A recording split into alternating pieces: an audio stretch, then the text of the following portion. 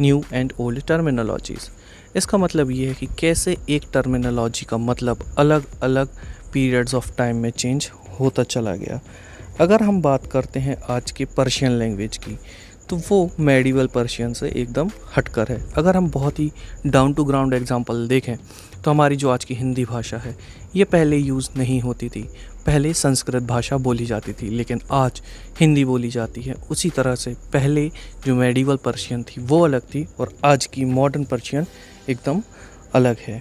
और ये मतलब ये डिफरेंस एक दूसरे के साथ केवल ग्रामर और वोकेबलरी में बस नहीं है, ये एक वर्ड के साथ ओवर द टाइम चेंज होता चला जाता है। अगर आप अभी ये सोच रहे हैं कि कैसे एक शब्द का मतलब वक्त के साथ साथ बदलता जा सकता है, तो इसके लिए हम एक एग्जांपल लेकर देखते हैं और यूज़ करते हैं हिंदुस्तान वर्ड को। अगर हम आज के दिन हिंदुस्तान की बात करते हैं तो हमारे दिमाग में एक नेशन स्टेट का आइडिया आता है कि हम एक साथ रह रहे हैं और इसमें इंडिया का हर एक पार्ट इंक्लूडेड होता है। लेकिन अगर हम 13वीं सेंचुरी में वापस जाएं और वहाँ बात करें एक पर्शियन व्यक्ति की, एक पर्शियन क्रॉनिकलर एक ऐसा व्यक्ति होता है जो इवेंट्स को सिक्वेंशली टाइम के हिसाब से बताता है। ये व्यक्ति है मिनहाज सिराज। इनके हिसाब से अगर हम देखें तो ये बात करते थे उस रीजन की जो पंजाब और हरियाणा के आसपास है, उस एरिया की जो गंगा और यमुना नदी के बीच में आता है। और अगर इसी को पॉलिटिकल साइंस के हिसाब से समझें तो ये वही एरिया था जहाँ पर दिल्ली के सुल्तान रूल किया करते थे।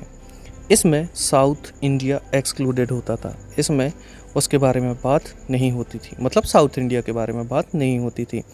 लेकिन जैसे जैसे वक्त बीता, 16वीं सेंचुरी आई, बाबर ने जब इस हिंदुस्तान शब्द को यूज़ किया तो ये डिस्क्राइब करते थे इंडिया की जोग्राफ़ी को, फोना मतलब सारे के सारे लिविंग बीइंग्स, और उसके साथ साथ यहाँ का कल्चर, ये सब के बारे में बात करते थे। अब यहाँ अगर हम देखें अमीर खुसरो को, तो उन्होंने भी कुछ इसी तरह से इस आइडेंटिटी को यूज़ किया था। अब हम जब भी बोलते हैं हिंदुस्तान, तो जब भी हम हिंदुस्तान बोलते हैं तो हमारे दिमाग में हमारा कल्चर भी आता है, हमारा पॉलिटिकल सेंस भी आता है और हमारे यहाँ की नेशनैलिटी भी आती है।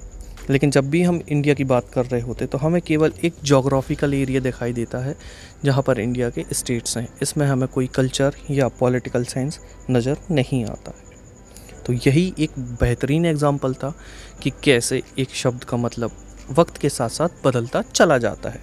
फ्रेंड्स, हिस्टोरियंस को किसी भी टर्म को यूज़ करने से पहले बहुत ही ज़्यादा केयरफुल होना पड़ता था, क्योंकि उससे सारे के सारे मीनिंग्स भी चेंज हो सकते हैं। चलिए एक एग्जांपल लेकर देखते हैं।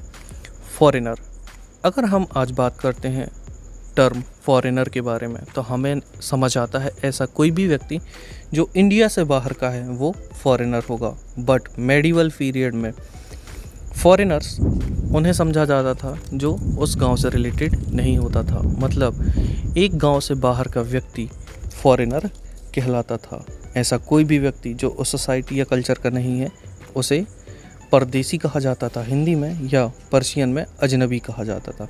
इसका मतलब ये है कि शहर से शहर घूमने वाले व्यक्ति को भी एक फॉरेनर कहा जा सकता था। लेकिन ऐसे कोई भी दो किसान या ऐसे कोई भी दो व्यक्ति जो एक गांव में रहते हैं वो एक दूसरे के लिए फॉरेनर नहीं हो सकते थे, चाहे उनके रिलीजियस या कास्ट बैकग्राउंड्स डिफरेंट क्यों ना हो।